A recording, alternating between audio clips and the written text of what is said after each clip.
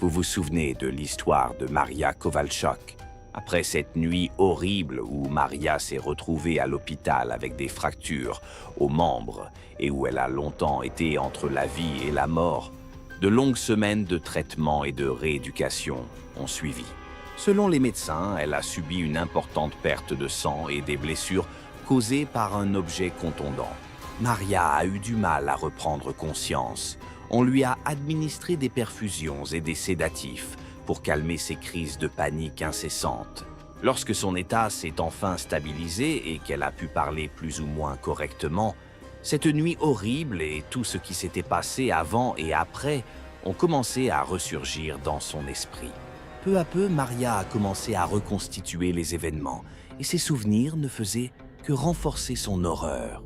Lorsque Maria Kovalchuk a posé le pied à Dubaï pour la première fois, elle ne se doutait pas à quel point elle allait être entraînée dans le tourbillon impitoyable du crime et des pratiques occultes. Au début, elle ne voyait que des gratte-ciel scintillants et entendait des promesses de succès rapide dans l'industrie de la mode. Naïve et croyant en un avenir radieux, la jeune fille a signé un contrat avec une agence qui lui proposait des séances photos, des défilés et, surtout, des cachets élevés. Mais, comme elle l'a découvert plus tard, derrière les apparences se cachait une réalité monstrueuse, dont Maria n'a pris conscience que quelques mois plus tard, alors qu'elle était déjà prise au piège du mystérieux cher Saïd Al-Fahadi et de son acolyte Günther Hoffmann.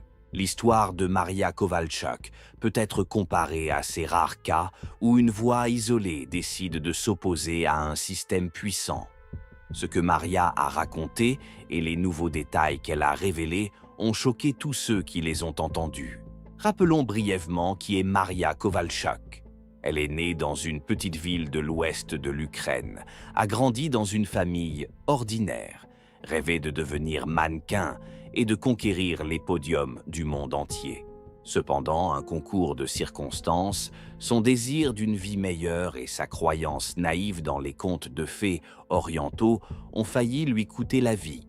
Mais le plus frappant dans son histoire n'est pas la façon dont elle a survécu aux horreurs de sa captivité à Dubaï, mais ce qu'elle a découvert, l'identité d'un certain cheikh, dont on ne trouvait pratiquement aucune trace dans les archives, mais qui, selon elle, serait responsable de nombreux crimes, allant de la traite d'êtres humains à des rituels occultes, voire à des meurtres de masse. Ce qui avait commencé comme un voyage naïf pour participer à un défilé de mode s'est transformé en un voyage au cœur d'un réseau sinistre, où s'entremêlent les intérêts de personnes trop puissantes et trop riches.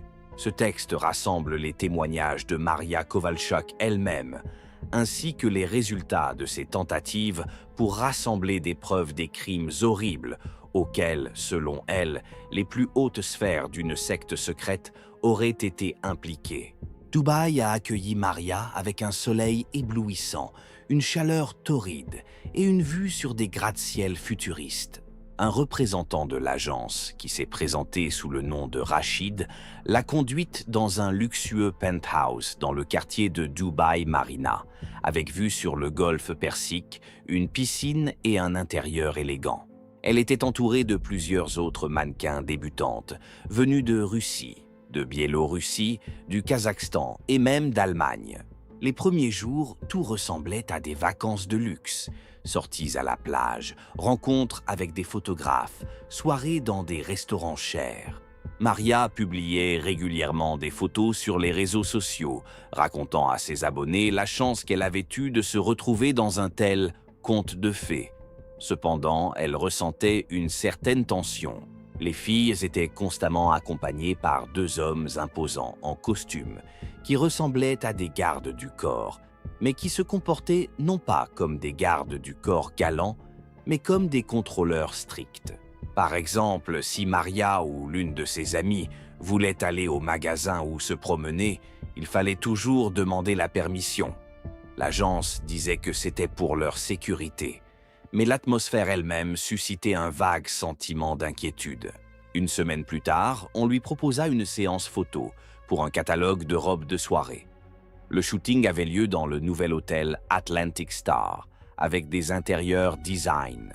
Tout semblait très professionnel, mais Maria remarqua que les photographes et les stylistes communiquaient à voix basse, sans se nommer.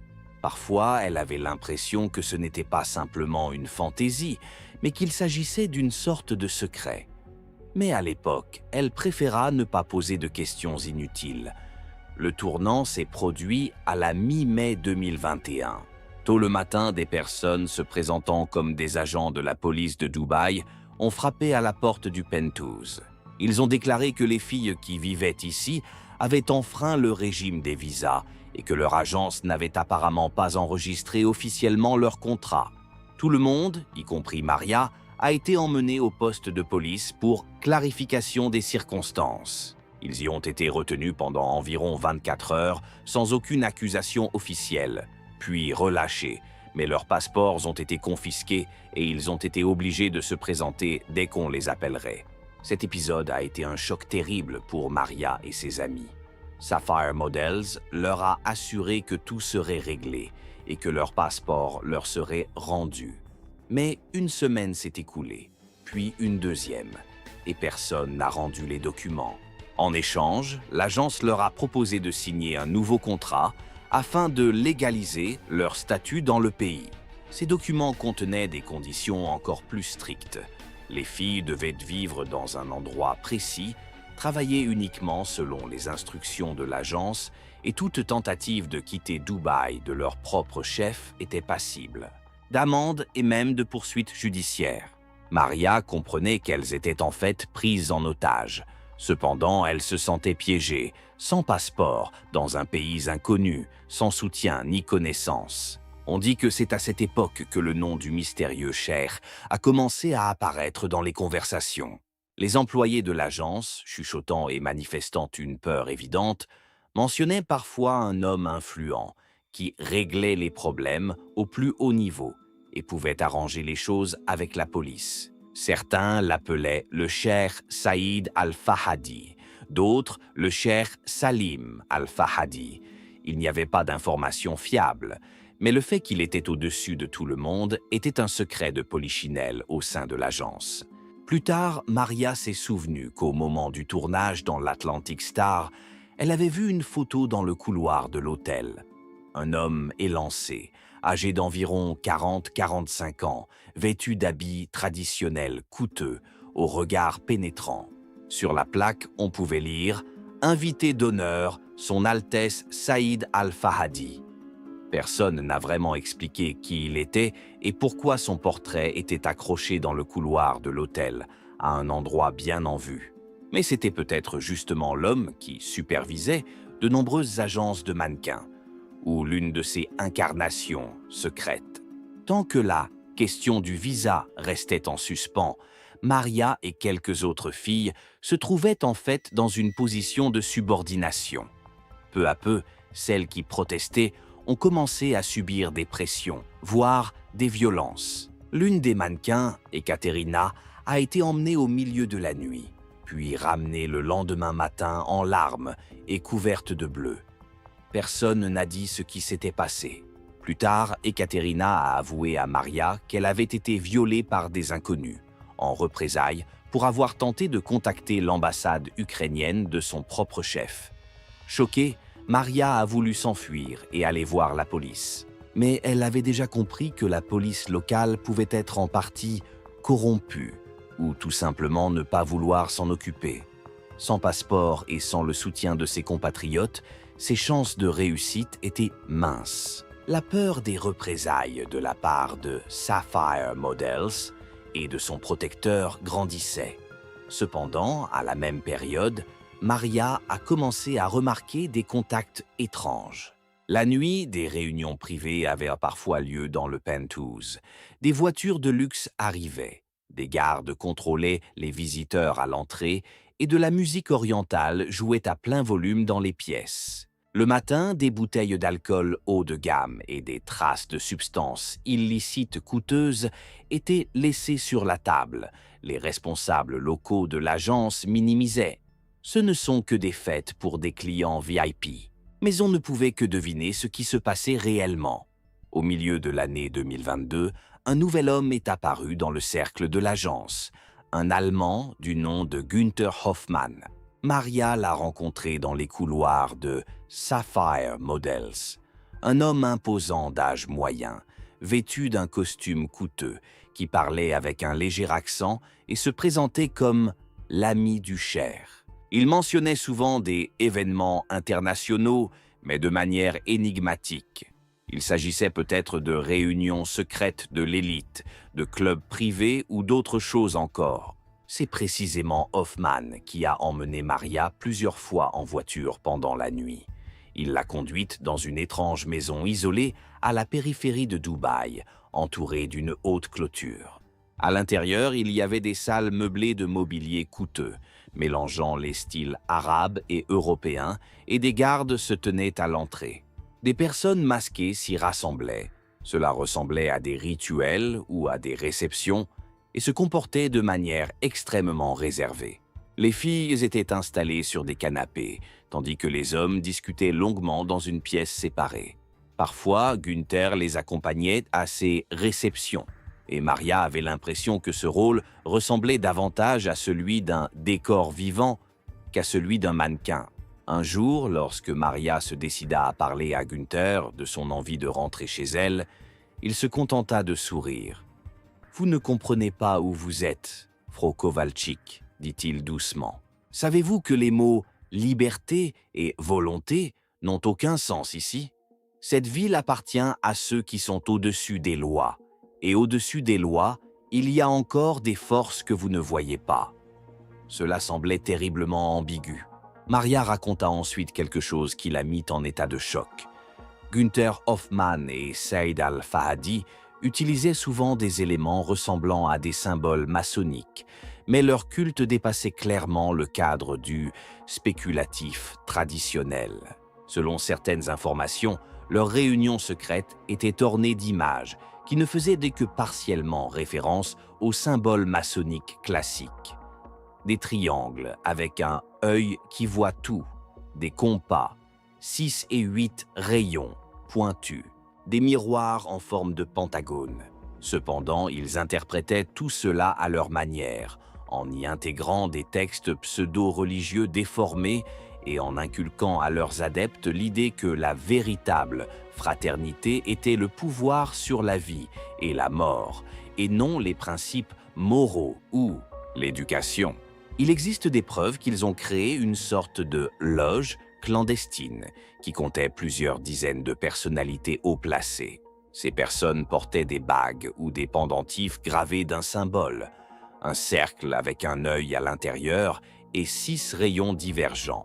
Contrairement à la franc-maçonnerie classique, qui accorde une grande importance à la philosophie, Al-Fahadi prônait l'idée que le véritable pouvoir réside dans le pouvoir secret et les offrandes sanglantes à une sorte de esprit, qu'ils appelaient le gardien des 3 sceaux.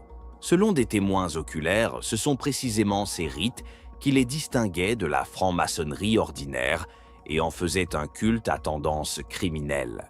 Les lieux principaux des rituels étaient souvent des manoirs ou des villas luxueux, qui ressemblaient à l'extérieur à des résidences ordinaires de personnes haut placées. Dans les pays arabes, il s'agit le plus souvent de terrains clos, entourés de hautes clôtures, avec un système de cours intérieurs. Les pièces intérieures où se déroulaient les cérémonies étaient décorées d'un étrange mélange de style oriental et de symboles pseudo-maçonniques. On trouvait sur les murs des citations en latin, des inscriptions en hébreu et en arabe, ainsi que des fragments de textes occultes. Les rituels se déroulaient généralement dans une salle, avec une estrade en pierre ou une table en bois massif stylisée en autel. À sa base se trouvaient des chandeliers et des coupes remplies d'un liquide, souvent du sang. Les participants au rituel se rassemblaient autour de l'autel. Des hommes vêtus de longues robes noires ou blanches à capuche et brodées de symboles, triangles, pentagrammes, ailes déployées. Des femmes pouvaient également être présentes, mais elles jouaient un rôle secondaire, se contentant généralement de tenir des bougies. Selon les témoignages des survivants, les victimes étaient souvent des jeunes filles kidnappées ou soumises à Günther Hoffmann et Saïd Al-Fahadi. Elles étaient affamées, interrogées, soumises à un lavage de cerveau jusqu'à ce que certaines ne puissent plus se défendre. Avant le rituel, la victime était souvent vêtue de vêtements blancs ou rouges, parfois semi-transparents, soulignant sa vulnérabilité. Des marques spéciales pouvaient être infligées sur le corps à l'aide de couteaux ou de fer rouge. Selon certains témoignages, la victime recevait des drogues puissantes afin de la maintenir dans un état semi-conscient et l'empêcher de se défendre activement. Le rituel commençait toujours par la lecture de zak spéciaux, qui pouvaient être des textes en latin, en arabe ou une combinaison de phrases provenant de différentes langues. Souvent, une musique inquiétante était jouée, accompagnée de coups secs et presque sourds de tambours ou de gongs. D'après les descriptions, Günther Hoffmann jouait le rôle de maître de cérémonie. Il dirigeait le processus, répartissait les rôles et donnait les signaux. Al-Fahadi apparaissait souvent en tant que chef du culte ou grand prêtre, c'est-à-dire la personne qui accomplissait officiellement l'acte principal du rituel. À un moment donné, la victime était amenée à l'autel et maintenue là. Hoffmann prononçait des incantations, plutôt une série de phrases occultes, appelant à accepter l'offrande. Ensuite, le cher, ou ses proches, procédaient à l'aspersion de sang. Souvent, un animal, une chèvre, un mouton, était égorgé en tant que première offrande, et son sang était répandu sur l'autel et le sol. Selon les témoignages, la partie la plus sinistre du rituel réside dans le fait que les animaux sacrifiés ne constituent qu'une étape préliminaire. Après les actes initiatiques, le moment peut venir où l'on tue réellement une personne. Dans certains cas, la jeune fille sacrifiée n'était pas tuée immédiatement. Elle pouvait être offerte en sacrifice après avoir subi de nombreuses tortures, son sang étant recueilli dans des coupes ou des plateaux spéciaux. Sa mort atroce pouvait s'étaler sur une longue période, tout dépendait du scénario sacré. On dit que pour achever le rituel, le cheikh Saïd Al-Fahadi touchait le corps de la victime avec un poignard rituel. Certains témoins ont affirmé qu'il s'agissait d'un poignard recourbé avec un symbole représentant un œil gravé sur la lame. C'était généralement lui qui portait le coup fatal, tout en prononçant des phrases en arabe, dont le sens se résumait à « l'appel aux forces obscures pour obtenir leur protection ». Une fois les rites terminés, le corps de la victime, s'il restait sur l'autel, pouvait être photographié pour les archives, une pratique effrayante, nécessaire au culte pour maintenir la discipline parmi les adeptes et faire chanter les autres. Participants. Le cadavre était secrètement emporté et enterré dans le désert, ou brûlé. Dans certains cas, des rumeurs circulaient selon lesquelles des locaux spéciaux équipés de bains d'acide ou de fours étaient utilisés pour détruire les traces. Les participants se dispersaient, souvent après avoir fait la fête, consommant de l'alcool et des drogues pour célébrer la victoire de la force sur la faiblesse. Günther Hoffmann et Saïd Al-Fahadi étaient considérés parmi ces personnes comme des mentors divins auxquels tout le monde s'inclinait. Maria est restée longtemps dans l'ombre, essayant de ne pas se faire remarquer, mais un jour, elle est elle-même devenue une victime. Günther Hoffmann et deux gardes l'ont attendue dans le couloir du penthouse et lui ont dit « Tu dois assister à un événement spécial réservé aux invités VIP ». On lui a injecté une drogue qui lui a donné une sensation de coton dans la tête, puis on l'a emmenée dans une voiture de nuit quelque part en dehors de la ville. Elle se souvient mal des détails du trajet. Tout flottait devant ses yeux. Elle entendait des conversations étouffées en arabe et en allemand. Une atmosphère oppressante régnait dans la maison où elle a été emmenée. Des torches éclairaient un long couloir recouvert de tapis rouges, et les murs étaient ornés de mosaïques représentant des pentagrammes et d'autres symboles étranges. Elle distinguait vaguement les silhouettes de personnes vêtues de longues robes noires. Leurs visages étaient cachés par des capuches. L'air était imprégné d'une odeur épaisse de encens, mêlée à une odeur métallique de sang. Maria entendit les cris des filles dans la pièce voisine. Une voix s'interrompit soudainement dans un bruit sourd. Quand on la fit entrer dans la salle centrale, elle vit un autel en pierre sur lequel gisait quelque chose qui ressemblait à un corps recouvert d'un tissu sombre. Des hommes se tenaient autour, parmi lesquels se distinguait un chair qui leva sur elle un regard perçant, et Maria fut soudain prise d'une peur terrible. Ce regard était dénué de toute émotion, il n'y avait que de la curiosité froide. Un ordre fut à nouveau donné en arabe, et des assistants amenèrent Maria. La jeune fille fut mise à genoux devant l'autel. Du coin de l'œil, elle aperçut deux autres mannequins à côté d'elle, les mains liées et portant des traces évidentes de coups. On lui tordit les bras de force, et l'un des hommes cagoulés se mit à réciter quelque chose qui ressemblait à des prières, mélange de latin et de phrases incompréhensibles en arabe. En fond sonore, on entendait des battements de tambour ou de tambourins, qui renforçaient l'impression de débauche sauvage. Les souvenirs confus qui sont restés à Maria après ce rituel ont été confirmés plus tard par les témoignages d'autres survivants. Leurs récits concordaient. D'abord, ils sacrifient un animal et recueillent son sang dans un bol. Ensuite, ils choisissent une jeune fille désignée par le cheikh ou Hoffman.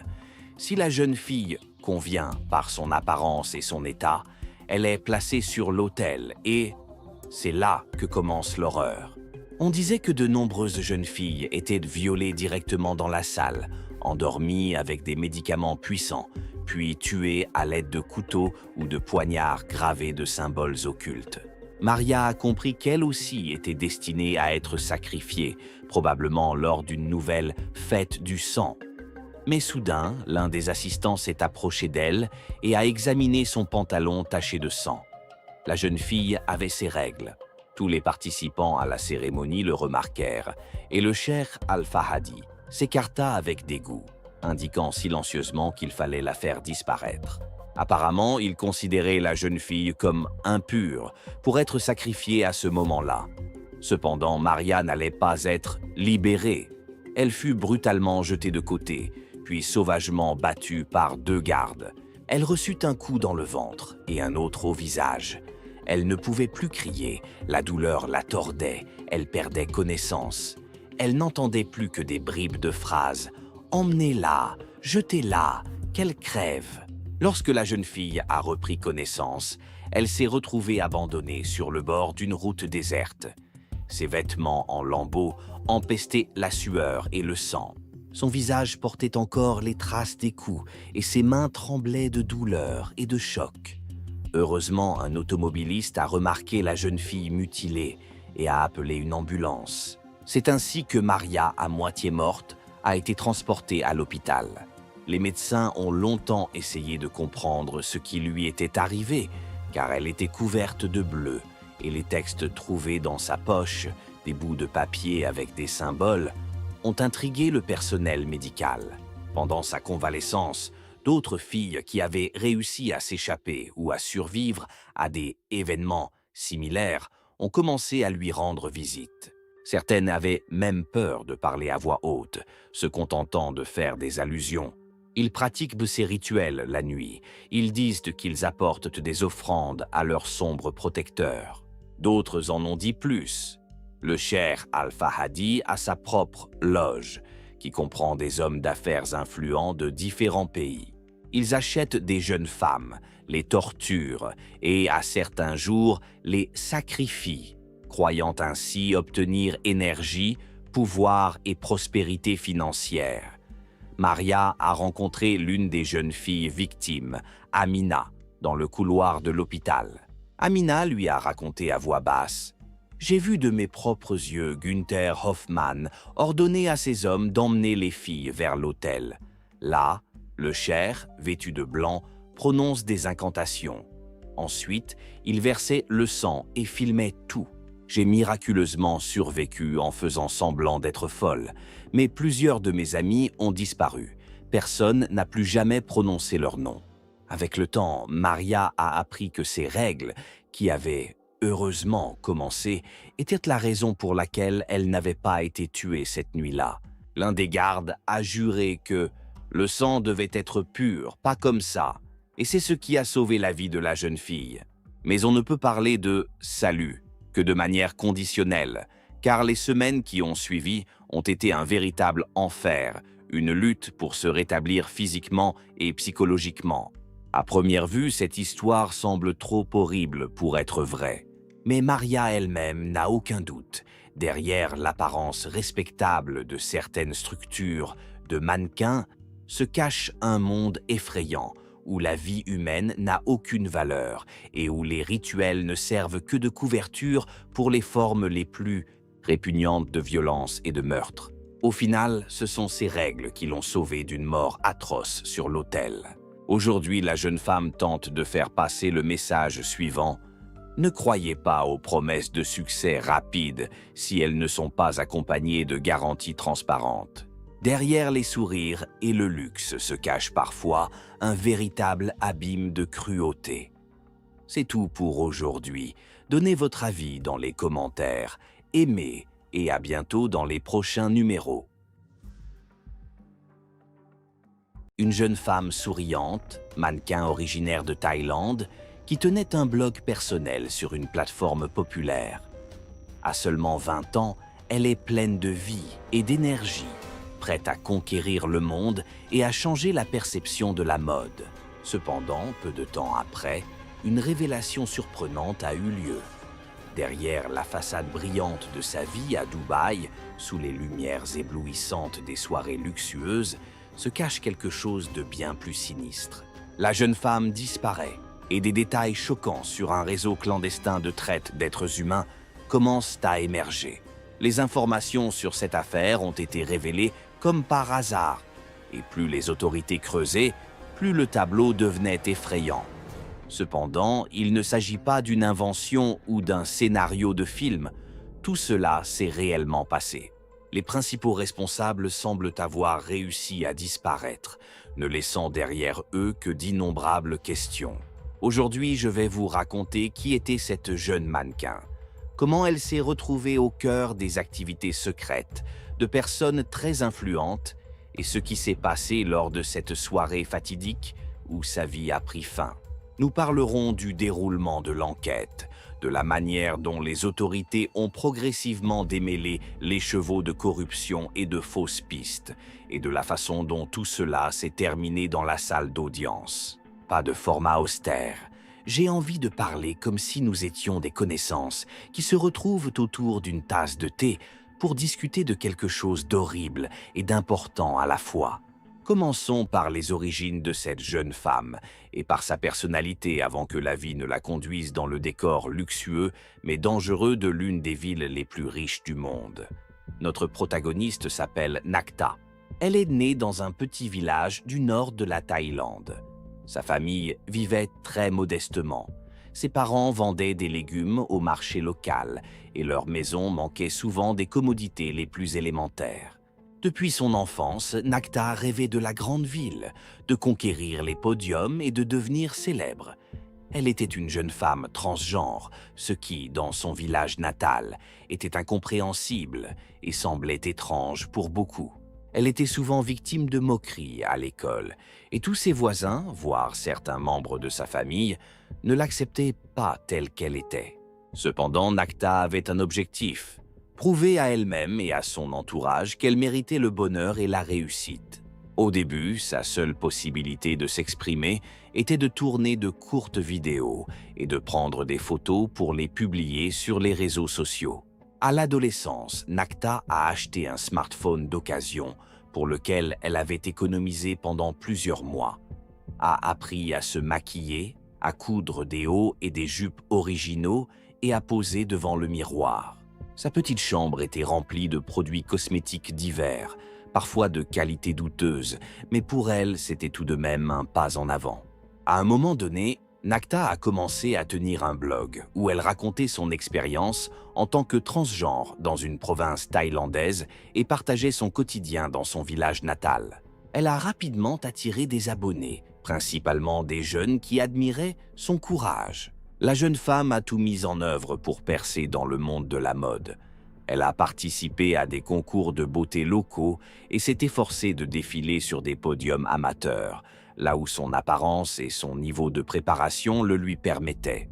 Son rêve semblait lointain, mais chaque étape attisait la curiosité pour cette personne, fragile mais déterminée. Avec le temps, elle a décidé de monétiser sa popularité. Une plateforme destinée à un public adulte est devenue très populaire dans de nombreux pays, dont la Thaïlande.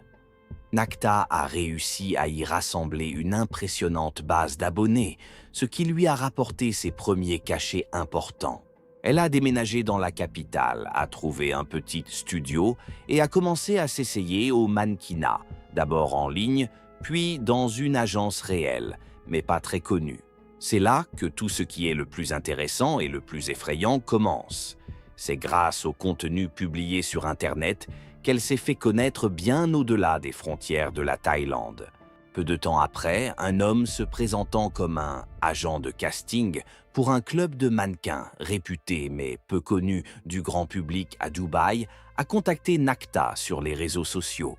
Cela semblait être un nouveau départ, des revenus élevés, des séances photos luxueuses, la rencontre de personnes influentes. Inspirée par ces perspectives, Nakta a décidé que c'était l'occasion de changer son destin. Elle a signé un contrat selon lequel elle devait se rendre à Dubaï, participer à une série de défilés privés et, si possible, tenir un blog tout en gardant tous les détails secrets. Comme le lui a expliqué son agent, la particularité du club est qu'il ne s'adresse qu'à un cercle très restreint de clients extrêmement riches qui recherchent l'exclusivité et la confidentialité. Cependant, je tiens à souligner que cet agent n'était qu'un des dizaines d'intermédiaires qui mettent en relation de jeunes mannequins avec des programmes spéciaux dans le monde du luxe. Certaines personnes deviennent effectivement célèbres, font la couverture de magazines sur papier glacé et ne rencontrent aucun problème. Cependant, il arrive que le destin fasse basculer la vie d'un mannequin entre les mains de personnes pour qui la loi n'a aucune valeur et la vie humaine n'est qu'une marchandise ayant un prix. Outre Nakta, d'autres personnages clés ont également joué un rôle dans cette histoire. Par exemple, l'homme qui dirigeait le club clandestin, selon l'enquête, il s'agissait d'un homme d'affaires influent du Moyen-Orient qui possédait une fortune colossale. Son entourage était composé de personnalités de la haute société, de milliardaires de différents pays, qui menaient une vie très secrète. Le nom de cet homme d'affaires n'est jamais apparu dans les documents officiels, et dans la presse, il était souvent mentionné sous le surnom de « l'ombre du désert », ce qui ajoutait encore plus de mystère. Les membres du club s'efforçaient de rester dans l'ombre, et tout ce qui se passait à l'intérieur était soumis à des mesures de confidentialité très strictes. D'après les publications sur les réseaux sociaux et les interviews des amis de Nakta, elle est arrivée à Dubaï au début du printemps. Personne n'a donné de date précise, mais les rapports indiquent plus tard que c'était vers le début d'un des mois de printemps. Pendant environ une semaine, elle a joyeusement publié des photos de son hôtel, s'émerveillant devant les gratte-ciel et mentionnant qu'une projection privée l'attendait prochainement. Puis, son activité a brusquement diminué. Son dernier message était accompagné de la légende. « Aujourd'hui, tout sera différent. Je suis à la fois heureuse et nerveuse. » Après cela, plus rien.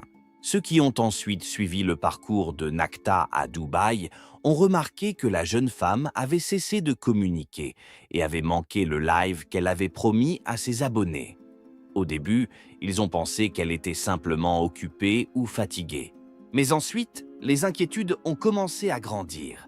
Ses amis ont commencé à lui envoyer des messages, mais sans réponse. Ses parents en Thaïlande ne savaient pas quoi faire, car leur fille était partie sous contrat et n'avait laissé aucune coordonnée de son employeur, à l'exception de ses profils sur les réseaux sociaux.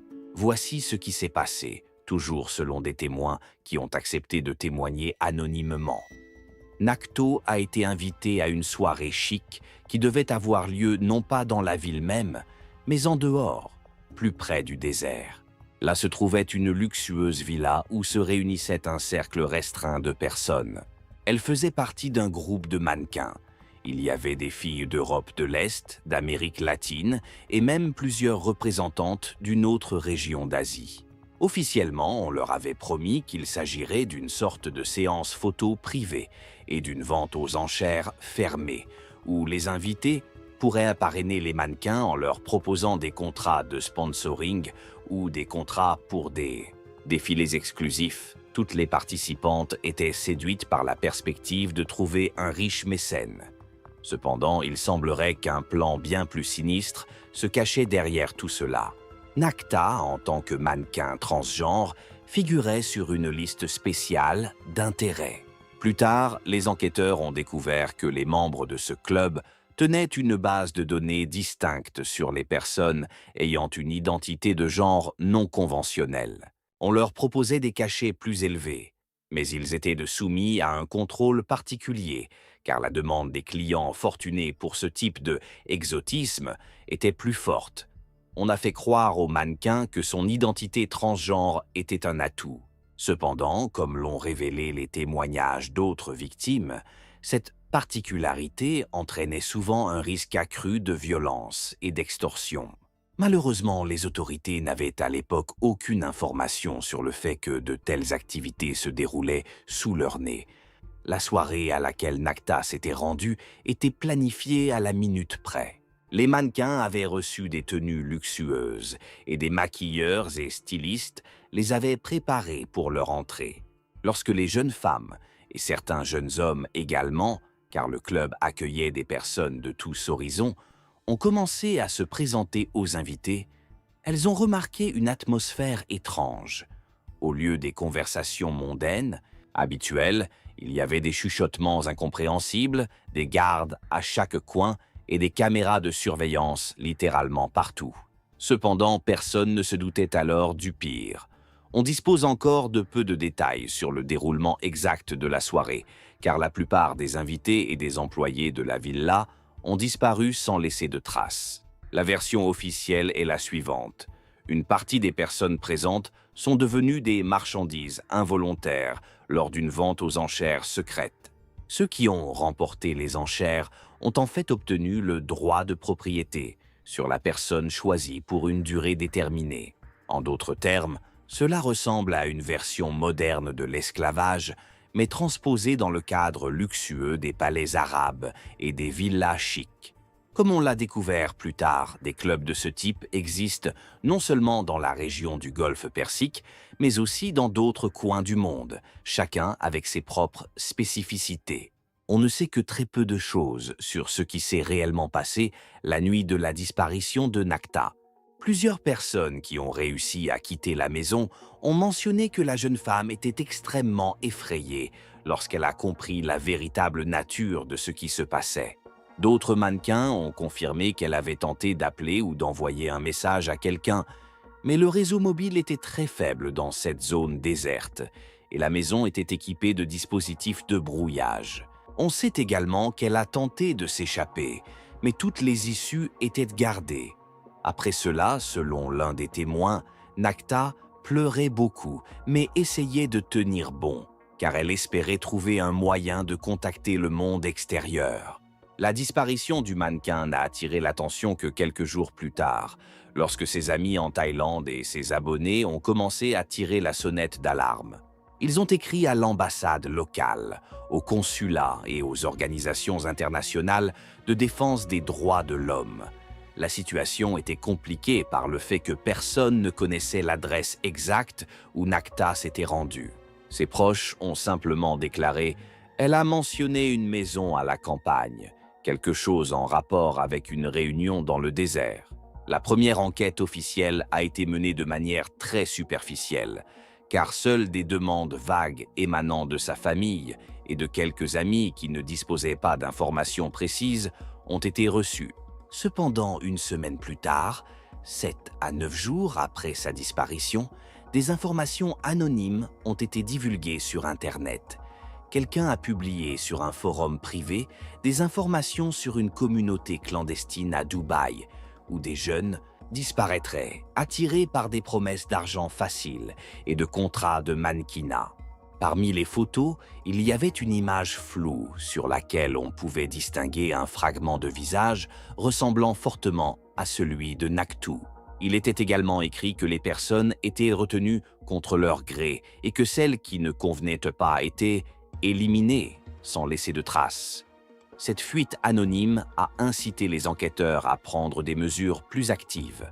Les autorités de Dubaï, également préoccupées par le risque pour leur réputation, ont rapidement commencé à rechercher des indices. Les chauffeurs de taxi travaillant dans ce quartier ont été interrogés et les enregistrements des caméras de surveillance aux sorties de la ville ont été vérifiés. Au fil du temps, ils ont découvert une chaîne d'intermédiaires et ont appris l'existence d'un club privé pour personnes très fortunées appréciant des divertissements douteux. Cependant, personne n'a pu fournir d'adresse précise. Un témoin, un chauffeur de limousine, a déclaré avoir conduit un groupe de mannequins jusqu'à la périphérie de la ville, puis sur une route traversant le désert où un cortège les attendait. L'enquête s'est heurtée à un schéma classique. Chaque petit rouage du système ne connaissait que sa mission, mais n'avait pas une vision globale de la situation. Pendant ce temps, la famille de Nakta et ses amis ont lancé une campagne sur les réseaux sociaux pour attirer le plus d'attention possible sur sa disparition. Des blogueurs et des journalistes se sont emparés de l'affaire lorsqu'ils ont appris qu'une jeune mannequin thaïlandaise transgenre avait disparu, ce qui a encore plus attisé l'opinion publique. Certains pensaient qu'il s'agissait d'un cas de discrimination, d'autres d'une affaire criminelle ordinaire, d'autres encore inventaient diverses théories du complot. Mais le fait restait le fait. La jeune femme avait disparu et toute communication avec elle était coupée. Le tournant s'est produit lorsqu'une des mannequins, qui était également présente à la fête, a réussi à s'échapper et à se rendre à la police. Elle a accordé une interview révélatrice dans laquelle elle a décrit en détail le fonctionnement de la vente aux enchères, sans toutefois nommer de personnalité haut placée, par crainte de représailles. Selon elle, certains de ceux qui entraient dans la villa n'en ressortaient jamais. Elle a déclaré que les organisateurs sélectionnaient soigneusement les invités parmi les milliardaires de différents pays. Le plus surprenant, c'est que tout cela se déroulait avec une audace étonnante, car les criminels disposaient de relations et d'une influence qui leur permettaient de brouiller les pistes. La jeune femme a également mentionné Naktou, précisant qu'elle était une invitée spéciale, car de nombreux membres du club s'intéressaient particulièrement aux mannequins transgenres. Ces témoignages ont été déterminants pour faire avancer l'enquête. Cependant, faute de preuves concrètes, les autorités ne pouvaient pas délivrer de mandat d'arrêt, ni procéder immédiatement à des rafles. Tout cela prenait du temps, et chaque minute perdue pouvait coûter la vie à quelqu'un. Finalement, les enquêteurs, en collaboration avec plusieurs organisations internationales de défense des droits humains, ont découvert ce qui semblait être un réseau reliant plusieurs sociétés écrans, des sociétés fictives qui prétendaient être actives dans le domaine du mannequinat, de la logistique et de l'organisation d'événements. Toutes ces sociétés menaient d'une manière ou d'une autre à des comptes offshore et à des entreprises enregistrées à l'étranger, qui étaient elles-mêmes contrôlées par un cercle restreint d'individus inconnus. Plusieurs mandats de perquisition ont été délivrés pour des villas situées en dehors de la ville. Cependant, lorsque les équipes opérationnelles sont arrivées sur place, tout était vide. Aucune trace des mannequins, aucun propriétaire, seulement 2 gardes de sécurité qui ont déclaré n'avoir jamais entendu parler de soirée privée. Les semaines passaient et Nakta ne se manifestait toujours pas. Internet était rempli de conjectures. Certains pensaient qu'elle avait été enfermée dans un autre pays. D'autres pensaient qu'elle était en vie, mais avaient peur de se manifester. Cependant, la réalité s'est avérée encore plus effrayante. Au plus fort de l'enquête, alors que la police tentait toujours en vain de trouver des indices et des preuves, une vidéo anonyme est soudainement apparue sur le Darknet. Elle a été remarquée par des activistes chargés de surveiller les contenus illégaux. Ils ont transmis le lien aux journalistes et aux forces de l'ordre. La qualité de l'enregistrement n'était pas optimale, mais ce qui s'y passait a fait frémir même les experts les plus chevronnés. La vidéo semblait avoir été tournée dans un sous-sol ou dans une pièce spéciale sans fenêtre. On voyait à l'écran une jeune femme ressemblant fortement à Nacta.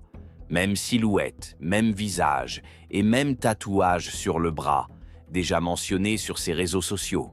L'essentiel de l'enregistrement consistait en une série d'actes violents commis sur la victime. Ce que l'on voyait ne laissait aucun doute. Il ne s'agissait pas d'une mise en scène, mais d'une véritable vidéo. La jeune femme était ligotée et des individus inconnus, seuls des fragments de leurs mains et de leur corps étaient visibles à l'image, leur visage était caché, lui infligeaient d'horribles tortures. Le son était étouffé, mais on pouvait entendre des cris appelant à l'aide. La vidéo montrait qu'elle était battue, qu'on utilisait des objets tranchants et, à en juger partout, qu'on essayait de lui infliger les blessures les plus graves possibles. Au milieu de l'enregistrement, la caméra est passée à un plan plus général et on a pu voir un moment où la jeune femme subissait des actes à la limite de la barbarie.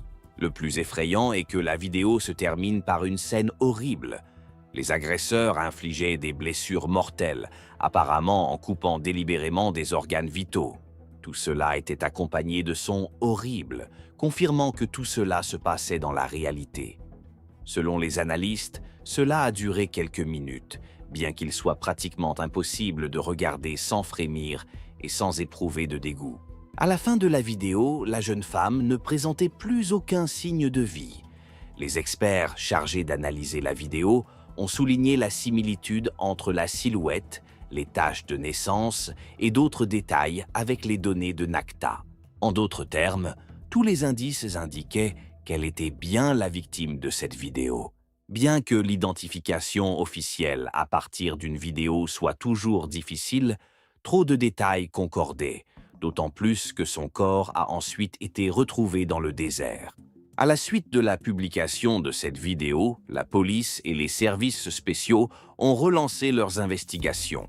Les représentants des forces de l'ordre qui ont donné une conférence de presse ont déclaré « Nous sommes confrontés à un meurtre particulièrement brutal et il ne fait aucun doute qu'il est lié au réseau clandestin sur lequel nous enquêtons. » Ils ont ajouté que la nature des tortures et le placement de la caméra indiquaient que la vidéo avait été tournée pour être vendue ou servir de matériel intimidant pour les clients de ce même réseau. Lorsque la nouvelle de cette vidéo violente a été divulguée dans les médias, l'indignation publique a atteint son paroxysme. Les journalistes ont couvert en détail chaque élément d'information, mais heureusement, l'enregistrement n'a pas été rendu public.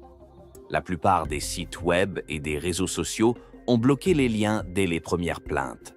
Les organisations de défense des droits des personnes transgenres ont publié des déclarations condamnant le sadisme et l'anarchie. Elles ont appelé la communauté internationale à prendre des mesures concrètes contre les trafiquants d'êtres humains et ceux qui sont à l'origine de ces enchères. Les parents de Nacta, après avoir appris l'existence de la vidéo et le fait que leur fille avait été soumise à de telles tortures, ont été choqués et au bord de la crise de nerfs. Ils ont dû recevoir une aide psychologique, car il est impossible de supporter l'idée que son enfant ait été traité de manière aussi brutale. Les autorités thaïlandaises ont tenté d'apporter tout leur soutien à la famille et ont publiquement promis d'aider à traduire les coupables en justice. Cependant, comme c'est souvent le cas dans ce type d'enquêtes internationales, le principal problème restait que les véritables commanditaires et organisateurs sont des personnes très influentes, disposant d'énormes ressources financières et politiques. Après un regain d'attention, ce réseau a pratiquement gelé ses activités à Dubaï et s'est probablement déplacé ailleurs. La police a obtenu un mandat de perquisition pour plusieurs sites, mais lorsqu'elle s'y est rendue, tout était vide, sans aucune trace ni indice. La vidéo provenant du Dark Web est devenue l'une des principales preuves indirectes que Nacta avait bien été assassiné et dans quelles circonstances. Les experts médico-légaux qui ont examiné le corps de la jeune femme ont ensuite confirmé la présence de blessures correspondant à celles observées dans la vidéo. C'est ainsi qu'a été établie la version officielle d'un meurtre prémédité et extrêmement violent. Cependant, il n'a pas été possible d'arrêter les personnes apparaissant dans la vidéo. Il s'agit très probablement de tueurs à gages, utilisant des pseudonymes et disparaissant après toute révélation. Le procès des intermédiaires, ceux qui attiraient les modèles sous le couvert de contrats, a tout de même eu lieu, mais n'a pas été largement couvert par les médias. Néanmoins, seules les personnes situées au bas de la hiérarchie ont été condamnées à des peines de prison réelles, allant de 10 à 15 ans.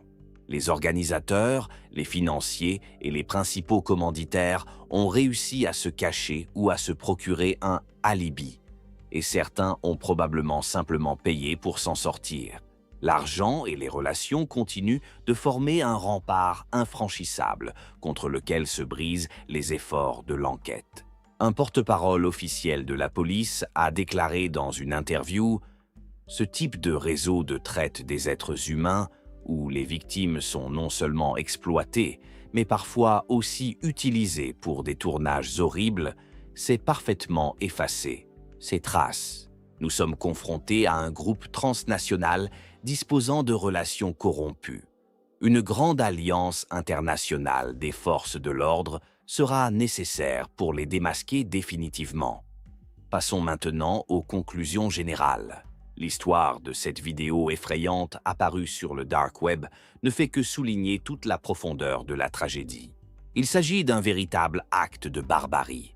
Une jeune femme transgenre qui rêvait d'une vie meilleure et d'une grande carrière a été victime d'une organisation criminelle. Le plus triste, c'est qu'elle n'est pas la seule, car les enquêtes dans ce domaine révèlent régulièrement des cas similaires. Les défenseurs des droits de l'homme, la police et les structures internationales peuvent-ils mettre fin à de telles atrocités? En partie oui, si les gens ne restent pas indifférents, si chaque pays renforce le contrôle des réseaux clandestins de recrutement de mannequins et d'artistes. Cependant, tant qu'il y aura une demande pour la violence et que l'argent pourra tout décider, de telles vidéos continueront d'apparaître, brisant des destins, détruisant des vies et sapant la confiance dans la partie de la société qui est censée protéger les gens. Nous devons tous nous rappeler que cette cruauté inhumaine ne doit pas rester secrète. Seule la divulgation publique, l'indignation de la société et des mesures juridiques strictes pourront rapprocher le jour où les riches protecteurs ne pourront plus se sentir intouchables. La mémoire de Nacht et des autres victimes peut être un puissant moteur de changement. Même si cela semble parfois insignifiant, l'histoire nous enseigne que toute vérité, même la plus terrible, finit tôt ou tard par être révélée. Et plus les gens seront nombreux à connaître l'ampleur réelle des crimes, plus il y aura de chances qu'à l'avenir, de telles organisations soient démantelées et que les coupables soient punis avec toute la rigueur de la loi. C'est tout pour aujourd'hui. Si vous avez des réflexions ou des questions sur cette histoire, n'hésitez pas à les partager dans les commentaires. N'hésitez pas à liker, partager cet épisode avec vos amis et à vous abonner à notre chaîne pour ne pas manquer de nouveaux documentaires. Plus les gens seront informés sur ce sujet, plus il y aura de chances que ces crimes horribles soient révélés et que les coupables soient punis.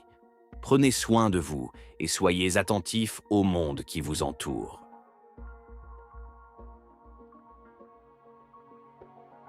Imaginez une belle jeune fille qui rêve de gloire et d'une belle vie.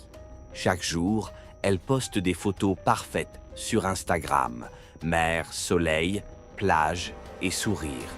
Son profil compte des milliers de followers et elle-même semble absolument heureuse. Mais un jour, une invitation apparaît sur sa page qui devient un simple billet. La jeune fille l'accepte sans même se rendre compte qu'au lieu de belles photos et de souvenirs agréables, c'est un véritable cauchemar qui l'attend. Aujourd'hui, je vais vous raconter une histoire vraie sur la façon dont un jeu cruel de riches a coupé court à la vie d'une jeune blogueuse qui ne rêvait que de vivre une belle vie. Préparez-vous. Cette histoire va être difficile à écouter, mais il est important de la connaître pour ne pas devenir la prochaine victime. Notre héroïne s'appelle Leila Abbasova. Elle avait 23 ans et était née dans une petite ville près de Tachkent, en Ouzbékistan. L'Ouzbékistan est un pays magnifique et ensoleillé, mais malheureusement pas le plus riche. De nombreux jeunes garçons et filles rêvent de partir à la recherche d'une vie meilleure. Leila ne fait pas exception à la règle. Elle a grandi dans une famille simple. Son père travaillait comme chauffeur de bus et sa mère était institutrice. Depuis son enfance, Leila rêvait de s'échapper de sa ville natale et de découvrir le monde, particulièrement attirée par la vie luxueuse qu'elle ne voyait que sur l'Internet. Lorsque Leila a commencé à utiliser activement Instagram, sa page a rapidement gagné en popularité. La jeune fille avait une apparence brillante, de longs cheveux noirs, une silhouette mince, de grands yeux expressifs. Elle postait constamment de belles photos dans des vêtements à la mode, des voyages, des cafés et des endroits chers où elle parvenait à se rendre. En réalité, presque tout était mis en scène et Leila avait 2 emplois pour payer une chambre louée à Tachkent et voyageait parfois vers les destinations les plus économiques. Mais pour ses abonnés, elle a créé l'image d'une jeune fille insouciante et prospère qui vit dans l'opulence. Elle a toujours rêvé de Dubaï, ville de luxe et d'argent, paradis des blogueurs et des mannequins. C'est ainsi qu'un soir, elle reçoit un message inattendu d'un homme qui se présente comme le directeur d'une agence événementielle exclusive. Il propose à Leila un vol gratuit pour Dubaï, où se tiendra une fête privée sur un yacht privé. On promet à la jeune fille qu'elle y trouvera des personnes influentes qui l'aideront à promouvoir son compte et à décrocher des contrats publicitaires lucratifs. Leila a accepté presque immédiatement. C'était une chance unique pour elle. Ses parents étaient très inquiets, disant que c'était suspect, lui demandant d'être prudente. Mais Leila leur a assuré que c'était son billet pour un grand avenir, sa seule chance d'améliorer sa vie et de la rendre plus fructueuse. Elle a préparé une petite valise, enregistré quelques histoires inspirantes, dit au revoir à sa mère et à son père, et un jour plus tard, elle prenait l'avion pour Dubaï.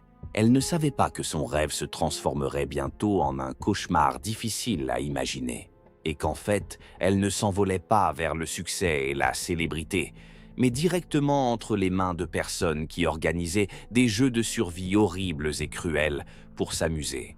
Lorsque l'avion atterrit à Dubaï, Leila se sent comme l'héroïne d'un film.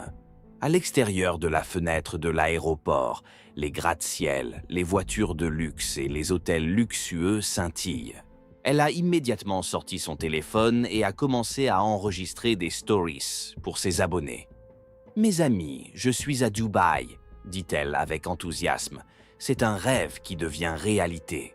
Très bientôt, je vous montrerai le vrai luxe. » La jeune fille ne se doutait même pas de la rapidité avec laquelle le rêve allait céder la place à la réalité, qui glace le sang dans les veines. Elle est accueillie par un homme nommé Rachid. Il avait l'air solide et digne de confiance. Rachid a escorté Leila jusqu'à une voiture noire aux vitres teintées et l'a emmenée dans un hôtel de luxe sur la côte. En chemin, il lui a parlé de la fête, en souriant et en lui promettant qu'elle rencontrerait des personnes très influentes. Leila est fascinée et lui fait entièrement confiance. Le soir du même jour, vers 20h, une autre voiture est venue la chercher et l'a emmenée directement sur le quai. Là se trouve un immense yacht blanc comme neige, décoré de lumières et de couleurs vives. On entendait partout de la musique, des rires et les voix des invités. À l'intérieur du yacht, tout était incroyablement beau et cher.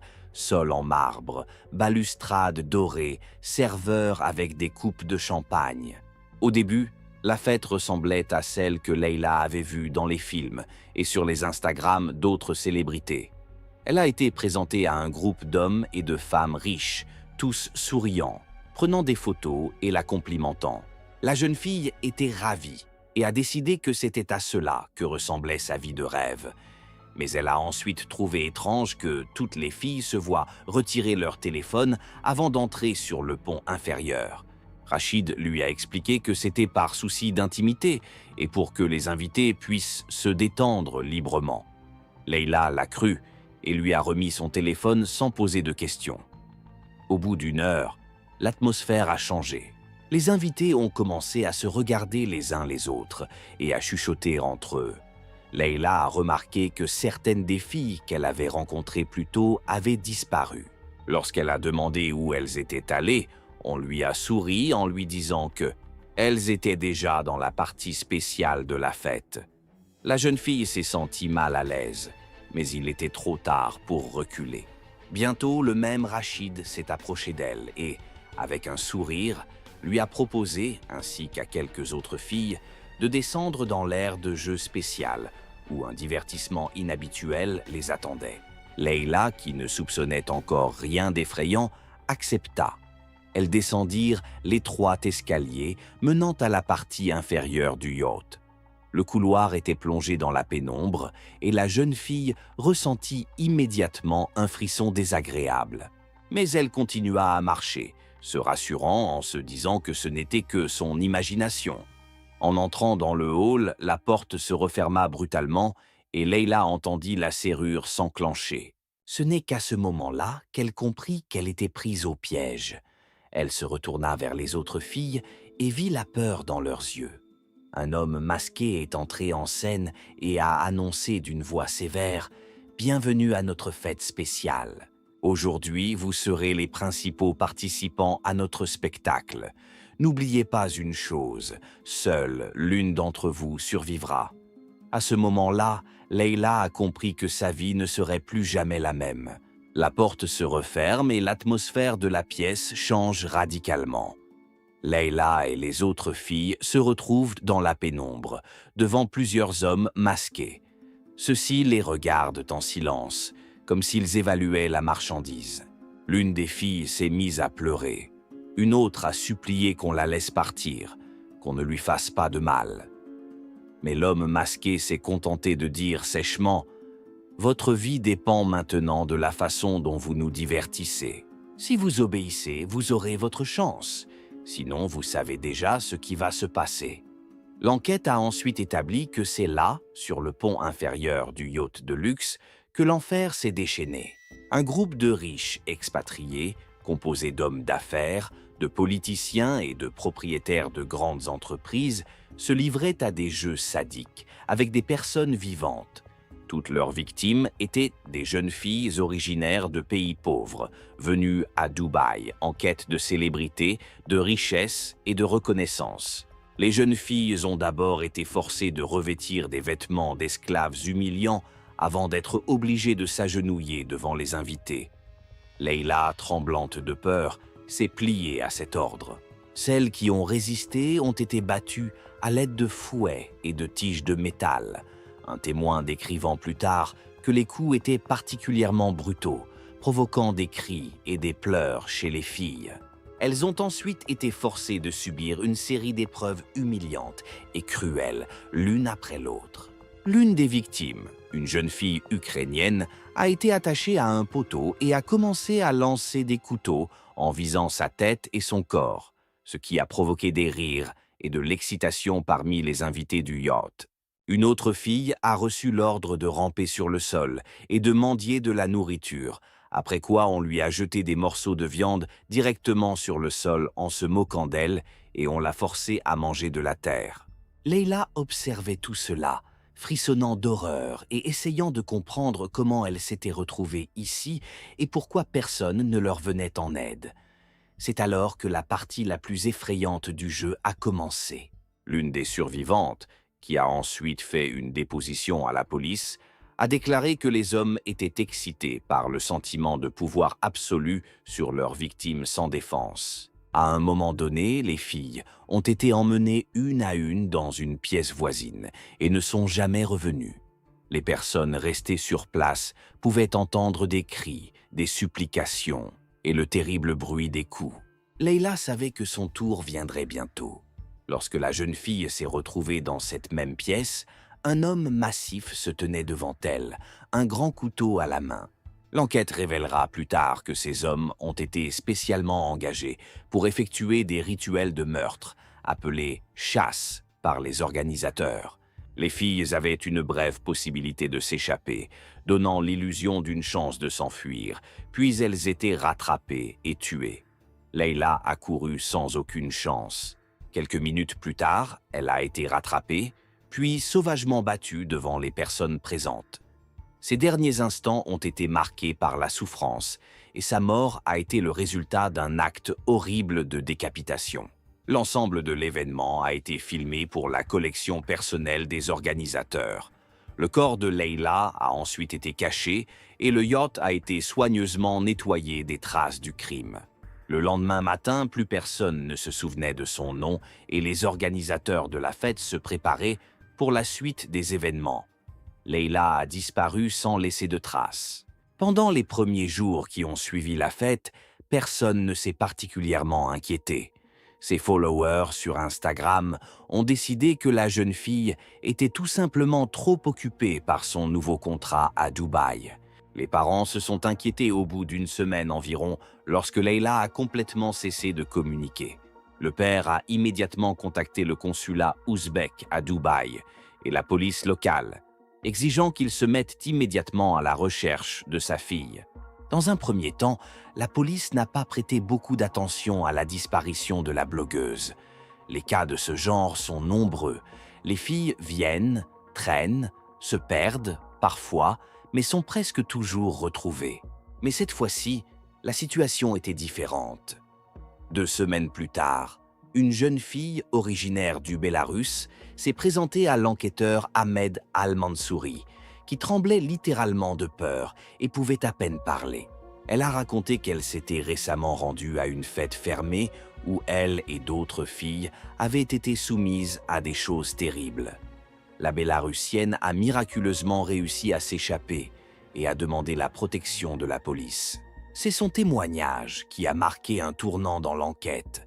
La jeune fille a clairement indiqué le nom du yacht et s'est même souvenue du nom de l'un des organisateurs, Rachid, qu'elle a décrit comme un homme digne de confiance.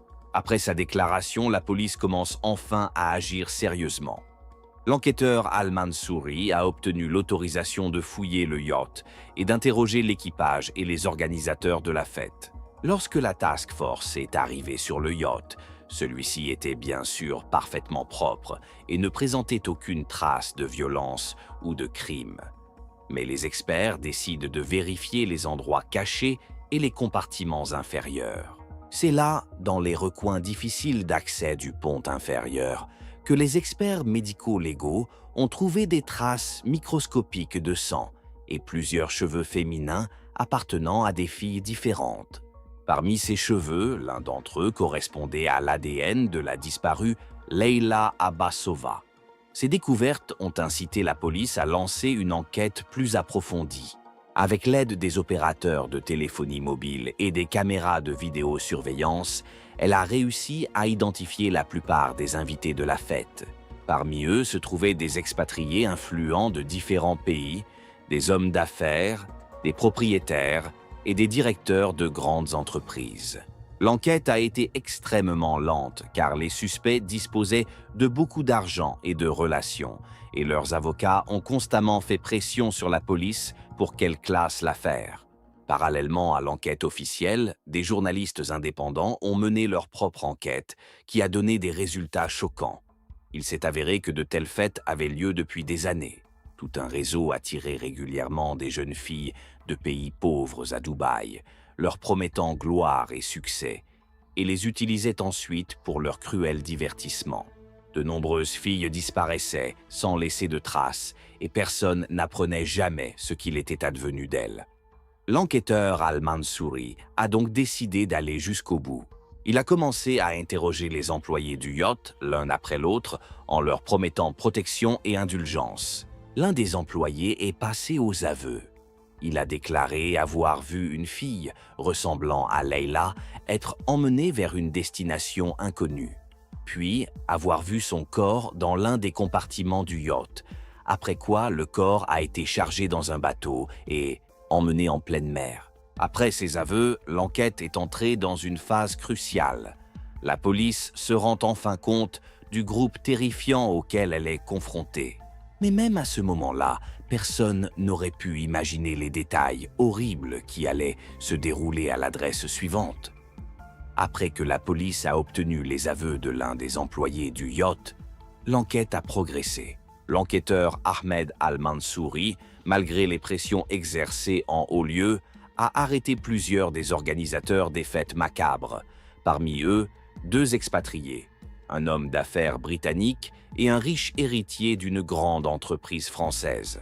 D'après les témoins, ces 2 personnes étaient les principaux cerveaux et organisateurs de tous les divertissements violents. Le procès a attiré l'attention du public. Des journalistes du monde entier se sont rendus à Dubaï pour connaître les détails de cette horrible affaire.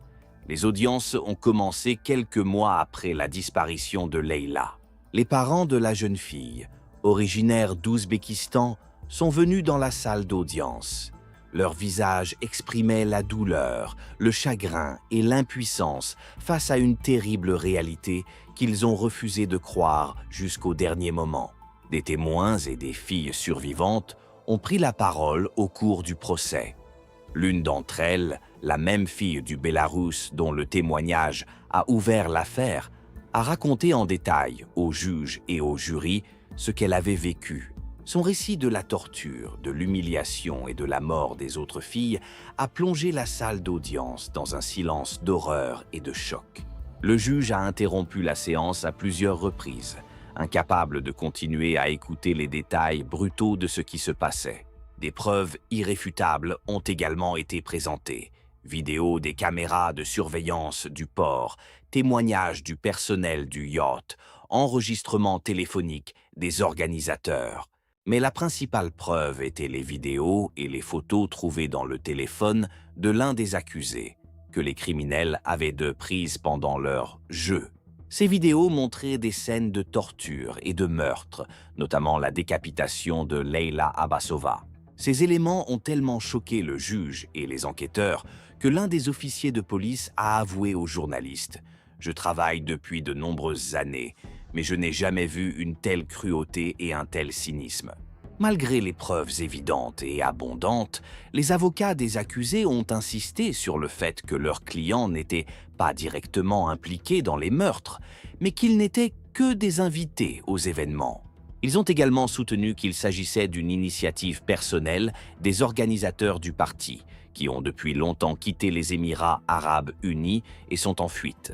Le juge a reporté le verdict à plusieurs reprises, suscitant l'indignation de l'opinion publique et des soupçons de corruption et de pression. Finalement, le tribunal a rendu un verdict qui a choqué tout le monde. Les organisateurs de la fête, un homme d'affaires britannique et un héritier français, ont été condamnés à seulement 10 ans de prison. Les autres participants ont été condamnés à des peines avec sursis, à de lourdes amendes et ont été expulsés du pays.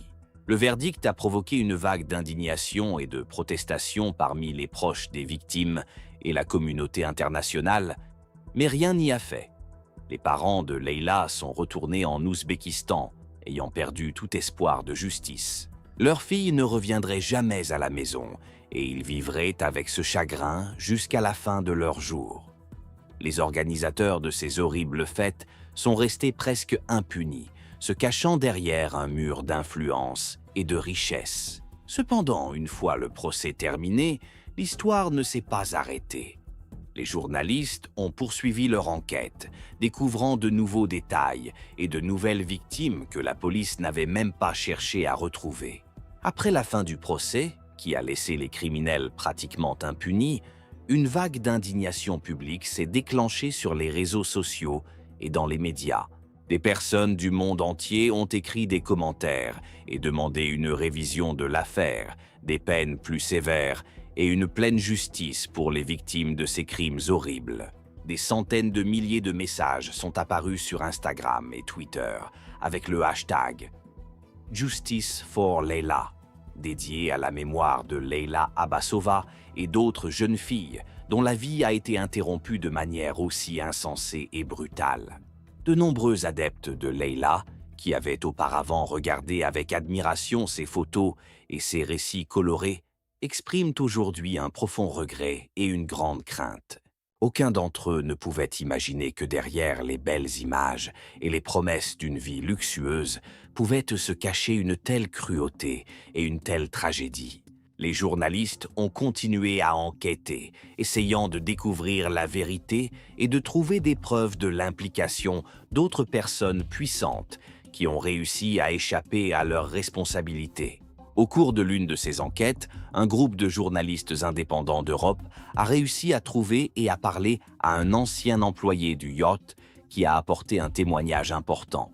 Cet homme, qui a souhaité garder l'anonymat, a expliqué en détail la fréquence à laquelle ces fêtes étaient organisées et qui était le principal client de ces terribles divertissements. Selon lui, les filles étaient sélectionnées à l'avance, leur profil était étudié sur les réseaux sociaux, puis elles recevaient des invitations alléchantes. J'ai vu les listes de victimes à l'avance. Ils choisissaient les plus jolies et les plus jeunes, leur promettant gloire et argent. Ensuite, elles étaient attirées dans un piège dont elles ne pouvaient plus sortir, a-t-il avoué. L'officier a également déclaré que les corps des victimes étaient souvent jetés à la mer, où il était presque impossible de les retrouver. Il a confirmé que les auteurs de ces crimes étaient assurés d'une totale impunité grâce à leurs puissantes relations dans les milieux policiers et politiques de Dubaï. Suite à la publication de ce témoignage, un nouveau scandale a éclaté, obligeant les autorités de Dubaï à publier une déclaration officielle. Le gouvernement a promis de vérifier toutes les circonstances et de punir les coupables. Mais en dépit de ces belles paroles, aucune nouvelle arrestation ou enquête n'a été effectuée. Au bout d'un certain temps, le scandale s'est progressivement estompé et les auteurs ont continué à mener une vie ordinaire dans d'autres pays. Les parents de Leila ont fait plusieurs apparitions dans les médias et ont demandé à la communauté internationale de ne pas oublier ce qui était arrivé à leur fille. Nous ne pourrons jamais récupérer Leila, mais peut-être que notre histoire sauvera d'autres filles d'une tragédie similaire, a déclaré la mère de Leila, les larmes aux yeux, en tenant la dernière photo de sa fille. Cette histoire tragique a montré que l'argent et le pouvoir peuvent encore l'emporter sur la justice et la moralité, et que le système d'application de la loi est loin d'être toujours en mesure de protéger les gens de la cruauté et de la violence qui se cachent derrière les paillettes et la richesse. Et le pire, c'est que l'histoire de Leila n'est pas la seule. De tels crimes pourraient se reproduire si la société continue à fermer les yeux sur eux. Les personnes accusées d'avoir tué Leila et les autres filles ont continué à mener une vie presque inchangée. En outre, certains d'entre eux ont été aperçus par la suite dans de nouvelles fêtes et événements dans d'autres pays. Le pire dans cette histoire, c'est que les auteurs de ces crimes brutaux restent impunis, protégés par l'argent et les relations. La police et les tribunaux n'ont pas réussi à protéger les victimes et à leur rendre justice. Et de tels cas peuvent se reproduire à l'infini si la société ne s'exprime pas. Aujourd'hui, les parents de Leila continuent de vivre dans une petite maison à l'extérieur de Tachkent. Pour eux, chaque jour commence par des souvenirs de leur fille et se termine dans les larmes et la douleur. Ils revoient souvent ces vieilles photos et vidéos où on la voit sourire et rêver d'une belle vie. Mais aujourd'hui, ils savent ce que ce rêve a coûté à leur fille. L'histoire de Leila est une leçon effrayante mais importante pour nous tous. La vie n'est pas toujours brillante. Les paillettes du luxe et les cadeaux coûteux sont toujours synonymes de bonheur et de réussite. Parfois, une belle image cache une réalité monstrueuse qui peut coûter la vie. Nous ne devrions jamais oublier que ni l'argent ni le pouvoir ne donnent à quiconque le droit d'abuser de la vie d'autrui en toute impunité.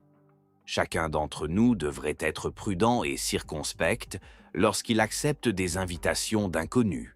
Après tout, derrière ces invitations, il peut y avoir non seulement une opportunité, mais aussi un danger mortel. Chers amis, si vous avez aimé cette vidéo et que vous pensez que de telles histoires doivent être entendues, soutenez-nous en cliquant sur « J'aime » et écrivez votre opinion dans les commentaires. Que pensez-vous de cette histoire ? Pourquoi pensez-vous que les personnes qui ont de l'argent et de l'influence s'en sortent si souvent ? Partagez la vidéo avec vos amis afin que le plus grand nombre possible de personnes connaissent la vérité. Et bien sûr, abonnez-vous à notre chaîne et activez les notifications pour ne pas manquer de nouvelles histoires qui pourraient changer votre vie. Merci d'être avec nous. Prenez soin de vous et de vos proches. Quelque part au loin, dans les sables chauds du désert d'Arabie, il se passe en ce moment même quelque chose de terrible. Là, derrière les hauts murs d'une luxueuse villa, une poignée de personnes qui s'autoproclament élites et qui tiennent entre leurs mains le destin de jeunes filles ordinaires se sont réunies. Des pensées fulgurantes se bousculent dans ma tête. Comment est-ce possible dans le monde d'aujourd'hui? L'argent et l'influence donnent-ils le droit de briser la vie de quelqu'un d'autre? Mais la réalité s'avère encore plus effrayante que n'importe quel cauchemar. Aujourd'hui, nous allons vous raconter l'histoire de l'un de ceux qui ont vécu un véritable enfer et qui ont réussi à survivre. Cette histoire a commencé il y a plus de 10 ans, au début de l'année 2010. Notre personnage principal, ou plutôt l'héroïne, est une jeune fille originaire de Russie. Elle rêvait d'une carrière de mannequin et pensait que sa participation à un défilé international à Dubaï lui ouvrirait les portes d'une nouvelle vie. Mais tout s'est avéré être une véritable tragédie. Elle a été kidnappée, soumise à de terribles tortures, puis on pourrait dire qu'on l'a miraculeusement laissée mourir. Les médecins ne garantissaient pas qu'elle survivrait. Mais elle a survécu. Et après des années de silence, elle a décidé de partager ce qu'elle sait. Bonjour, chers amis. Aujourd'hui, nous abordons un sujet difficile mais important. Nous allons plonger dans un monde où, derrière des portefeuilles bien garnis, se cache une cruauté sans bornes. Là où la loi est silencieuse et où l'argent décide de tout. Et la première ligne de cette histoire effrayante est la suivante. Une fille aux grands yeux et au cœur tendre voyageait pour réaliser un rêve, mais elle a failli perdre la vie. Vous êtes prêts à en savoir plus? Alors mettez-vous à l'aise, aimez cette vidéo et n'oubliez pas de vous abonner à la chaîne. Notre héroïne est née dans une petite ville près de Yaroslavl. Elle s'appelait Anastasia Gourieva. Elle avait 23 ans lorsqu'elle a décidé de changer radicalement de vie. Nastia a grandi comme une enfant ordinaire dans une famille où l'argent pour tout était suffisant et où les rêves d'une vie confortable et réussie semblaient lointains. Dès l'adolescence, elle a remarqué qu'elle se distinguait par sa taille et son apparence. Tout le monde lui disait « Nastia, tu es une fille modèle, essaye de te lancer dans l'industrie de la mode ». Au début, elle a participé à des concours de beauté locaux et s'est présentée à des défilés de mode régionaux. Mais, comme c'est souvent le cas, la scène locale était trop petite pour elle. Le tournant s'est produit lorsqu'une amie mannequin a suggéré à Nastia d'envoyer son portfolio à une agence qui recherchait de nouveaux visages pour un voyage à Dubaï. Les yeux de la jeune fille s'illuminent. Cela ressemble à un conte de fées, des défilés luxueux, des contrats scintillants et une vie dans des villes où tout brille d'or. Elle espère que c'est là qu'elle trouvera sa grande chance. En l'an 2010, Anastasia reçoit une lettre d'un certain manager qui se présente comme un homme de Respect Models Management. Il lui écrit « Nous avons aimé vos photos. Venez à Dubaï. Nous avons un contrat avantageux pour vous pour 3 mois. Le vol est à nos frais, le logement aussi. » Le rêve semblait devenir réalité. Mes parents étaient bien sûr inquiets, mais Nastia les a persuadés. Tout est officiel, c'est une agence sérieuse, ils ont des relations dans le monde entier. Et c'est ainsi que, vers le début du printemps 2010 ans, elle a pris l'avion, pleine d'attentes et de foi en l'avenir. À son arrivée à Dubaï, tout s'est d'abord déroulé comme dans un rêve. Nastia est installée dans un appartement du quartier de la Marina de Dubaï. La fenêtre offre une vue magnifique, une piscine et des lumières scintillantes. La société Respect Models Management a assuré son transfert et lui a promis de la présenter au directeur de défilé, aux stylistes et aux photographes. Nastia appelait souvent sa mère « Maman, c'est le paradis ici ». Ses amis russes étaient jaloux, car à l'époque, Dubaï était déjà associé au luxe et à des opportunités incroyables. Cependant, dès le début, elle a été alarmée par de petits détails. Par exemple, ils organisaient des soirées informelles auxquelles participaient des hommes très influents de différents pays. Des gardes trop polis se tenaient à la porte et veillaient à ce que les filles n'aillent nulle part d'elles-mêmes. Certaines de celles qui tentaient de sortir sans y être invitées devaient être convoquées pour une discussion et recevoir l'ordre de ne pas le faire. Nastia a été rassurée. Ce sont les règles de l'agence pour que personne ne vous dérange dans les rues. Dubaï est une ville grande et dangereuse. Elle y croit, même si des doutes s'insinuent déjà. À la même époque, Nastia commence à entendre parler de fêtes fermées pour les riches étrangers. On les appelait les expats. Certains s'étaient installés définitivement, d'autres avaient des entreprises dans le pétrole ou le commerce. Tous follement riches, ils semblaient nager dans l'argent et pouvaient se permettre tous les plaisirs. Ses amis de l'agence murmurent que ces gens se réunissent dans des lieux inaccessibles au commun des mortels, des penthouses au dernier étage des tours, des villas au milieu du désert. Et il s'y passe quelque chose dont personne ne parle ouvertement. Au début, Nastia n'y a pas prêté attention. Elle était persuadée qu'il s'agissait d'un énième événement social pour les nantis. Mais la vie, comme on dit, prend parfois des tournants brutaux. Quelques semaines seulement après son arrivée, Nastia a rencontré l'un de ses expatriés. Il se fait appeler Mark Gilmore et dit venir d'Europe, où il dirige une chaîne de restaurants et d'hôtels. L'homme s'est montré galant et a invité la jeune fille à dîner pour discuter de son avenir dans le mannequinat. Nastia a accepté car elle voulait se faire des relations utiles.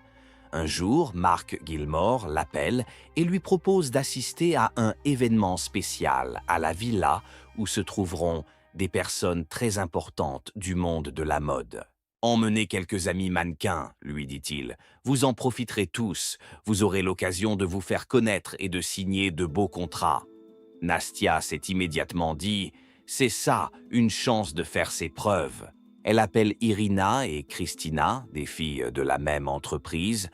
On leur dit « Prenez un minimum de choses. Les téléphones seront remis à l'entrée pour plus de discrétion. Ce sont les règles d'un club fermé. » Avant même de partir, Nastia se sent anxieuse. Quelque chose lui dit qu'il y a trop de conventions. Mais ses amis lui ont dit que c'était normal, que les personnes influentes étaient paranoïaques face aux fuites d'informations personnelles. Vers le soir, toutes les filles sont parties dans une grande voiture blanche en direction du désert. Il faisait de plus en plus sombre à l'extérieur et il y avait de moins en moins de constructions urbaines. La villa s'est avérée très luxueuse. Hauts murs, gardes avec talkies-walkies, caméras de surveillance tout autour. À l'intérieur, des salles spacieuses, des piscines, des éclairages, de la nourriture et des boissons coûteuses sur les tables. À chaque minute, de plus en plus d'invités arrivaient, presque tous des hommes, un peu fatigués des plaisirs habituels et essayant de trouver un zeste pour leurs loisirs. Il y avait aussi beaucoup de filles, et la plupart d'entre elles ressemblaient à des mannequins, grandes, minces, originaires de différents pays. Tout ressemblait à une fête d'élite. Ils ont récupéré leur téléphone, mais aucune correspondance ou photo n'était autorisée. Ils ont dit « Notre priorité est le respect de la vie privée. Vous ne voulez pas de scandale, n'est-ce pas ?» Nastia a remarqué que ses copines Irina et Christina n'étaient pas particulièrement gênées, mais elles-mêmes ressentaient un froid désagréable à l'intérieur. Vers minuit, les gens ont commencé à se disperser dans leurs chambres. Certains socialisaient, d'autres buvaient et faisaient la fête. Quelques invités ont attiré les filles dans leur conversation en leur promettant des contrats. Dans ce chaos, Nastia perd de vue Mark Gilmore. Au bout d'une heure, Nastia se rend compte où est passée Irina. Elle semblait être allée chercher un cocktail, mais n'était jamais revenue. Christina s'est mise à sa recherche et a interrogé les gardiens. Ceux-ci ont haussé les épaules. Elle est peut-être partie avec l'un de nos sponsors, ne vous inquiétez pas. » Mais d'une certaine manière, ils ont répondu avec trop de nonchalance.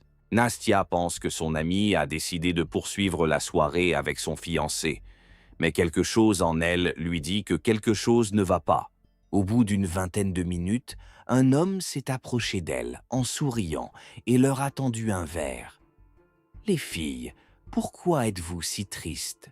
C'est la fête. » Nastia prit une gorgée par politesse et sentit presque immédiatement une étrange faiblesse dans son corps. C'était comme si sa tête était devenue de la barbe à papa et que ses yeux étaient de flou. Elle se souvenait très bien de Christina essayant de lui dire « Nastia, sortons d'ici, je n'aime pas cette atmosphère. » Et puis, tout. L'obscurité et des bribes de souvenirs. Lorsque Nastia revint à elle, elle était dans une semi-obscurité. La pièce n'avait pas de fenêtre, seulement une faible lampe sous le plafond. La jeune fille se sentait elle-même. Ses bras étaient libres, mais son corps lui faisait mal, comme si quelqu'un la traînait sur le sol. La panique s'empare de sa poitrine. Elle essaya de se lever, atteignit la porte, elle était fermée à clé. Elle frappa, cria « Hé, laissez-moi sortir !» Mais le silence se fait. Seules des voix étouffées se font entendre dans le couloir. Au bout d'un moment, deux hommes masqués sont entrés. Ils l'ont conduite dans une autre pièce où se trouvaient plusieurs autres personnes. Lorsque Nastia a vu leurs yeux, elle a compris qu'il n'y avait aucune sympathie, seulement un intérêt froid et sadique. Des objets étranges étaient étalés sur la table, des seringues, des pinces, des sortes de couteaux. On lui a dit qu'à partir de maintenant, tout ce qui lui arriverait n'était que de l'art. C'est alors que le véritable cauchemar a commencé. Les survivants, très peu nombreux, ont raconté que des expatriés riches et puissants organisaient des performances similaires tous les quelques mois pour étancher leur soif d'adrénaline. Ils filmaient le processus pour leur collection personnelle. Nastia a senti les coups, les vagues de douleur. Elle a entendu son propre cri comme s'il venait de loin. Elle a été droguée pour qu'elle reste consciente et très consciente des sévices subis. Certaines des personnes présentes ont ri, se sont exclamées « Quelle belle fille russe !» et quelqu'un leur a dit de monter l'intensité. Il n'y avait ni pitié ni regret. Ils avaient devant eux un objet auquel ils pouvaient faire tout ce qu'ils voulaient. Nastia a vu l'un des bourreaux allumer la caméra et indiquer à l'autre le moment exact de commencer un autre round. Ils n'avaient d'autre but que de satisfaire leurs besoins de pouvoir, de démontrer qu'ils pouvaient briser la vie d'autrui. Selon leurs propres termes, ils étaient des prêtres de la douleur, transformant la souffrance en plaisir. Cela a duré plus d'une heure et plus d'un jour. La jeune fille a complètement perdu la notion du temps. Les gens changeaient, certains entraient, d'autres sortaient. Elle se souvient de rires effrayants, de railleries méchantes, et parfois d'un silence complet, ce qui semblait encore plus effrayant. À travers les murs étouffés, Nastia pouvait entendre des gémissements et des cris qui ressemblaient à des voix de femmes. Il est fort probable qu'une autre fille soit torturée dans la pièce voisine, peut-être la même Irina que Nastia avait perdue à la fête. Ces personnes organisaient régulièrement de telles séances. Lorsque la victime suivante est morte, ils ont essayé de brouiller les pistes. Quelqu'un a parlé d'emmener les corps sur un yacht et de les noyer dans la mer. D'autres évoquaient une crémation sous de faux noms. Nastia avait entendu de telles histoires dans des films à maintes reprises, mais elle n'avait jamais pensé que de telles atrocités pouvaient se produire dans le monde réel et dans un pays qui était considéré comme l'un des plus luxueux et des plus modernes. Nastia a mis longtemps à réaliser le nombre de jours qu'elle avait passé dans cet enfer. D'après ce qu'elle ressentait, au moins 2 ou 3 jours, elle était à peine nourrie et ne recevait de l'eau que de temps en temps. La douleur envahit tout son corps. Lorsqu'elle a commencé à avoir des crampes, l'un de ses bourreaux a proposé de la finir et de l'envoyer au rebut. Mais il y a eu un différend.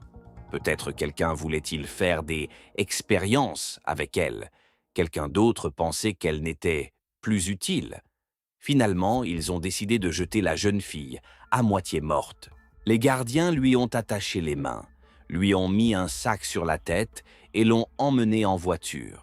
Plus tard, Nastia a appris qu'ils l'avaient emmenée dans la rivière, bien que les victimes aient été le plus souvent emmenées en pleine mer. Apparemment, c'était plus facile pour eux dans ces conditions.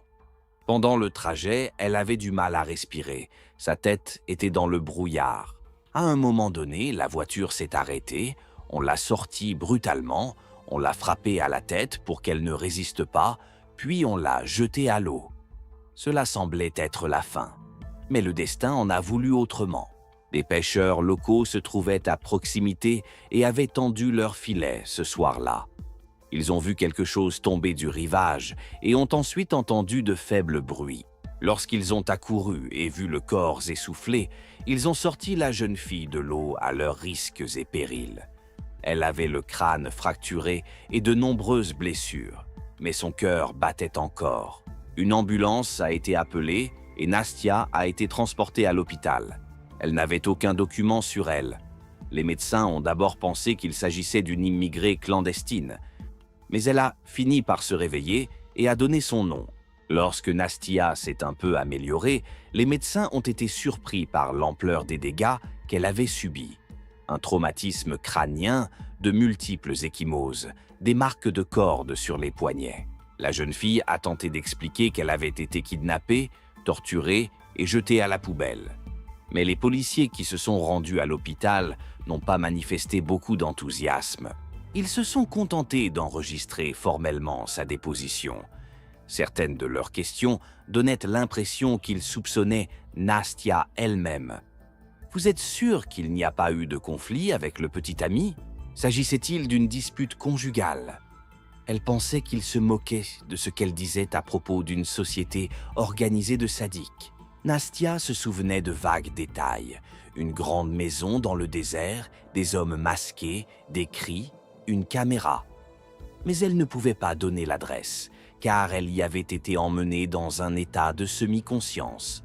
Elle a seulement dit qu'elle avait été invitée par un homme appelé Mark Gilmore, qui travaillait pour une agence appelée Respect Models Management. Cependant, lorsque la police a essayé de vérifier le nom, il s'est avéré que le bureau était fermé depuis longtemps et que le site web était faux. Mark Gilmore a disparu sans laisser de traces. Parallèlement à Nastia, plusieurs autres victimes, moins graves cependant, ont contacté leur ambassade ou la police locale. Mais le même stratagème a fonctionné.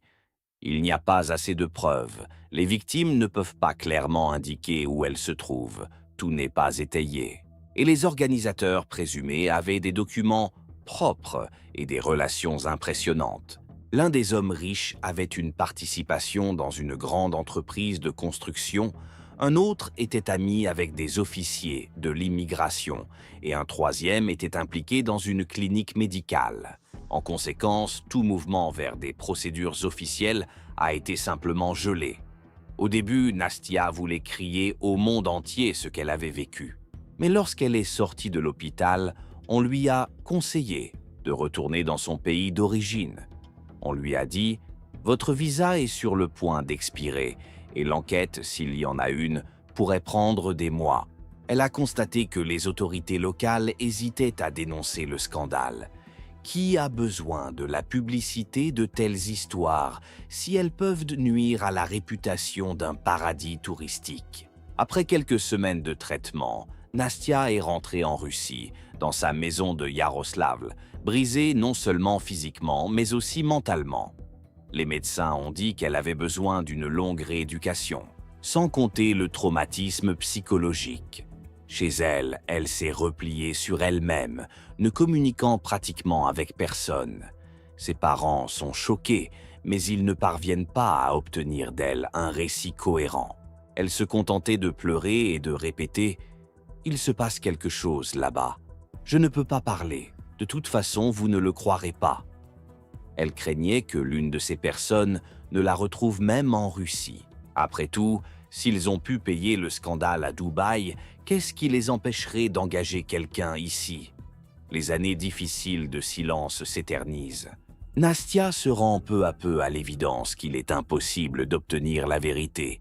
Et qui en a besoin? La police de Dubaï n'en a pas tenu compte et les autorités russes ne se sont pas intéressées à un crime commis à l'étranger, à moins de disposer d'un ensemble de preuves évidentes. L'affaire n'a pas été élucidée et Nastia elle-même a vécu dans la peur.